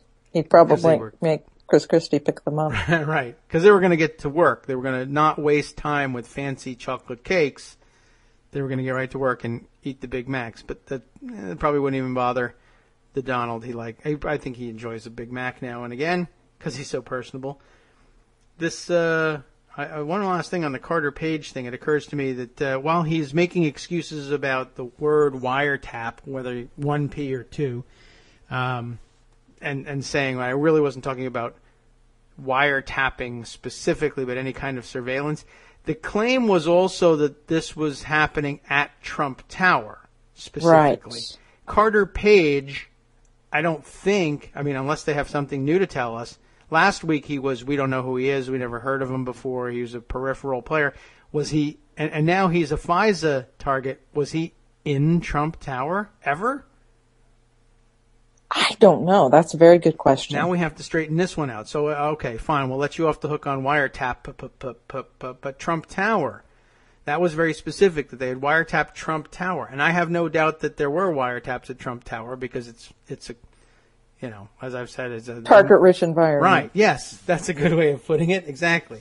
I just go with the Mos Eisley space station of the Earth. But there's criminals on every floor in Trump Tower. There's almost, I would imagine that they probably have, the FBI probably in New York office probably has forms filled out with the Fifth Avenue address already in there. They just have to put the floor in there when they get I think you're probably right. Wiretap. But Carter Page, I don't think had anything to do with anything. But now I remember early on reading those stories about him being this mystery guy that, people who were in the know in policy areas in Russia and in the industry in which he was involved, gas and oil, had no idea who this guy was. That he was like this junior investment bank guy who kept trying to put together the biggest mega deals ever, and no one would take his calls because they had no idea who Carter Page was. And now, as it turns out, somebody did. As it turns out, he has hung out at Trump Tower. What? Has he? A Time story from this morning. Ah. In a letter Page sent to the Senate Intelligence Committee last month, he cast himself as a regular presence in Trump Tower, where the campaign was headquartered. A regular presence. I have frequently dined in the Trump Grill, had lunch in Trump Cafe, had coffee meetings in the Starbucks at Trump Tower, attended events, and spent many hours in campaign headquarters on the 5th floor last year. Okay, now that's something. He also noted that his office building in New York is literally connected to the Trump Tower building by an atrium. Literally connected, so... Literally connected. That would be like next door? That's the quotes. Because the first couple of things, and that last one, I would point out. Well, I've been to the Starbucks and I ate at the grill there. That's all in the lobby. That's public areas. I mean, that's like, okay, you walked in. But if you spend a lot of time on the 5th floor, this is something now to straighten out. I don't know if it leads to anything damning necessarily, but there's definitely a rich record of denial. This is Page himself telling the Senate Intelligence Committee, so maybe it's Carter Page saying, if I'm going down, I'm bringing them all with me? Yeah, maybe. I mean, he can't be happy about all the disavowals, but there's a very rich history of denials of any direct connection with him, or, early on he said this, blah, blah, blah, but we chucked him. He never had an impact. But then, this is the same guys that said Paul Manafort. Oh, yeah. He didn't do much either. Hardly know him. He was only on the campaign for a limited time. In a very limited role. We replaced him with Steve Bannon, you remember? Oh, yeah, that's right. By the way, Steve Bannon, huge problem. Right. Oh, well, he actually didn't do anything either. We find out this morning from Trump in the chocolate cake interview, I think. Yeah. Oh, I missed the Bannon part of that. I don't think that was in that clip, but where do we read this one? TPM had... Oh, I'm sorry. This one he was talking with the New York Post, not Fox Business, or whatever it is that had that clip. This is the New York Post. Michael Goodwin asking Trump in an interview published Tuesday whether he still had confidence in Bannon. And he kind of dodged the question and said, Bannon hasn't done much around here. He doesn't have any real role here. Oops, I think we might have lost Joan's connection here. She was so excited about the possibility that she had to go and run and listen to or read about the Steve Bannon interview. Hopefully we'll get her back here for not only her reaction to that, but a couple other stories. And in the meantime, I should probably use the opportunity to look up the post she was working on before. I'm sorry, I pushed the wrong button and lost you. That does happen. But yes. So I was just reminding everybody that it was a New York Post that asked Trump if he still had confidence in Bannon, and he did not answer that question, but he did take the opportunity to say, I like Steve, but you have to remember he was not involved in my campaign until very late. He'd already beaten all of the primary challengers, and he says, and I didn't know Steve. I'm my own strategist, and it wasn't like I was going to change strategies because I was facing crooked Hillary. So he doesn't know him, doesn't know where he came from. Not sure how I hired him for the most important job in the campaign. Not exactly certain why I fired the other guy. But what I do know is I do everything. It's all me, except for the bad stuff, which is Paul Manafort, who also had a limited role. Or Carter Page. Who I hardly know. Right, yeah. He always with the hardly know anybody. That may be. I mean, I think he largely ignores everybody around him. I believe he does. I think that he probably has very little real connection to anything actually happening around him. Right. Well, that's... I mean, look at his... You saw, undoubtedly, his tweet from this morning about the Kansas election. Yes. Greg reminded us of that and let us know that he thought it was an overwhelming victory. It was so easy. 4 lies in one sentence. Right. Yeah. Great win, easily winning, Dems spent heavily, and predicted victory. But whatever. Most beautiful chocolate cake, that's probably a lie. And he doesn't apparently understand the connection between what happened in Kansas and what's going to say happened for zombie Trump care. Yes, right. So that's what you and Armando were talking about just before you joined us. What the hell? So they think they're bringing that one back, eh? Yes, he and Mark Meadows, Freedom Caucus guy, have been negotiating. Right. So this is not a failure. It's just we were faking you out. It's anticipation. It's fake news that it was a failure. Okay. Right on track, and we have to do it so we can get phenomenal tax reform. Which he understands. Finally, that you have to completely decimate Medicaid in order to have the funding to jiggle the numbers around so that you can create more tax cuts. Okay, so he understands that and is ready to do it, or ready to do it. Unfortunately, And who knows, Mark Meadows could be ready to do it too. I have a feeling Mark Meadows isn't going to understand the import of what happened in Kansas last night either. And I'm not sure even about the Club for Growth, which is spending $1 million in attack ads on moderate Republicans who have been opposed to Trump care. Oh, so, Club for Growth sort of back in the game. Yeah. And on the side they weren't on before. Right. Not surprising. If somebody wins a major election, they tend to find out that people who are not friendly with them before are very friendly with them now.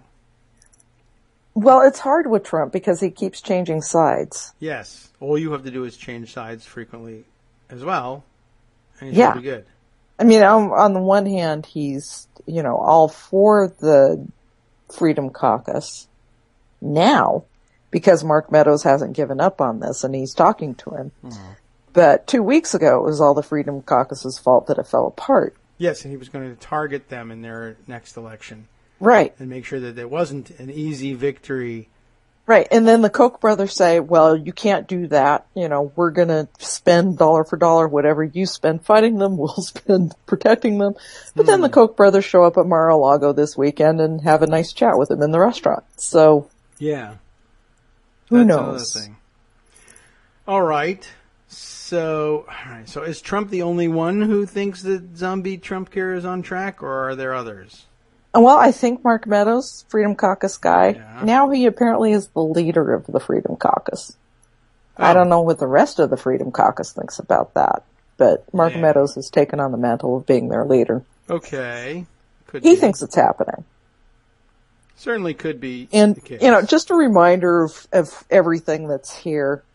We've got the 24 million people uninsured in the next decade with the original Ryan Care, Trump Care idea. Right. We've got the almost 900 billion taken out of Medicaid. We've got the essential benefits being gone in zombie Trump care, along with any protections for people with pre-existing conditions, which of course is breaking massive promises on the part of Republicans and Trump. Mm-hmm. So we haven't seen anything in it backing down from the really horrible stuff that they were talking about last week. The gutting of essential benefits, the gutting of pre-existing condition protections, all of that stuff. This is still the core of what Mark Meadows says he has to get Freedom Caucus votes, and with Trump is apparently signing off on. Uh-oh. So how they think this is going to go forward, even in the House at this point, is pretty mind-boggling. But they do. All right. Well, and I can't wait until they ask their moderate Republicans to sign off on this, knowing that the whole latest stuff from the Freedom Caucus, the stuff that they insist on having to have in there to vote for it, is even worse for getting past the parliamentarian in the Senate. Oh, yeah, I hadn't even thought about it really from that angle. Oh, some auto-playing video has decided to join us. Thanks, CNBC, for that one. Wow, it was like a beach party there for a few minutes. It sounded pretty exciting. It's actually restaurant footage. I don't know where they came up with the music, but I don't know, they're putting some nice burgers up there, so who knows. But I was just grabbing the story of, actually related story, I guess, that Trump's OMB director, Mick Mulvaney, was in the news this morning via CNBC saying that Trump's campaign trail pledge to eliminate the federal debt by the end of what he planned on being his second term was probably hyperbole, and he wasn't actually going to be able to do that. He's probably not going to be able to get rid of $20 trillion on my list for digging into. Okay. Apparently, he also is pursuing the idea that you can just fulfill some of the debt ceiling obligations. Oh, yeah, they still have to look at that because that's looming too. So He's looking for ways to avoid. Is he looking for ways to avoid default? Is he actually actively looking for that, as opposed I to think saying he's looking at ways that we cannot have the vote on raising the debt ceiling. Well, that's really all he's after. Yeah. And say that we're paying off our obligations. Well, that'd be something of a holy grail if you could find it. Indeed it would. Everyone's been looking for that. So I guess Mulvaney's interest is in not having come, I guess, late April. When is the debt ceiling? When do we hit that? Is that around the same time, or? It's I think it's been pushed off till September or October. Yes, I do believe we brought that yeah, up. it And was we had an going to be answer. March 15th, but then Munchkin popped up and said, we can do stuff that we have to do for several more months. So still, I guess we'd be talking about a return in late April to face the government shutdown deadline under the current continuing resolution. It also is time for the budget to be finalized and resolved, and the beginning of the appropriations measures should begin moving toward the floor, the regular appropriations, in anticipation of a September finalization of appropriations for fiscal year 2018, which will coincide then with the debt ceiling as well. And then they're going to also cram zombie Trump care and major tax reform into all that, somehow on either side of the August recess. Will all take place. I think it's all going to happen before August. I guess it has to, because they'll have a hell of a time. I mean, in prior years they've been able to do that. Return in September and just dash through it before the beginning of October, or maybe a couple days over into that. But wow, this is going to be exciting, to say the least. Strap in. Okay. Meanwhile, there's that pesky FBI investigation into potential Trump collusion with the Russians. Oh, still that, eh? Just saying. Okay. Well, the House won't busy itself with that one. That investigation in the House is done, I suppose. Although, they got Nunes to step away, but I don't think there's anybody else with any real interest in conducting that one. But the Senate still appears interested in at least putting on the show of doing a somewhat decent bipartisan investigation. It's true, and it kind of baffles me. Yeah. It's Richard Burr actually doing stuff. Richard Burr's not well known for doing stuff. Yeah. In his job.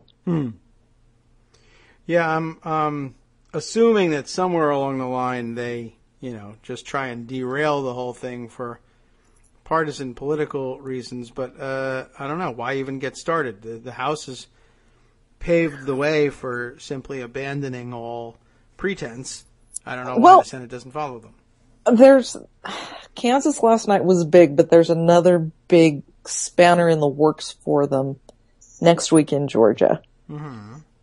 And I think the outcome of that has a lot of eyes on it and might just affect how all of this moves forward afterward. That's a good point, and probably worth mentioning in the run-up to the election that, as much of a toss-up as it is, it should probably be an extra motivator for Democrats in that district. Can't put it all on them, but that's the way the calendar falls. And there are some other special elections that we need to take care of, and we could do the same thing. But if we don't begin posting some wins in some of these winnable races, part of the message likely will be that, like the House, we can partisanize and bury these investigations in Congress and not pay a political price for it. Right. Yikes. So we've got to start making them pay the political price. Yes.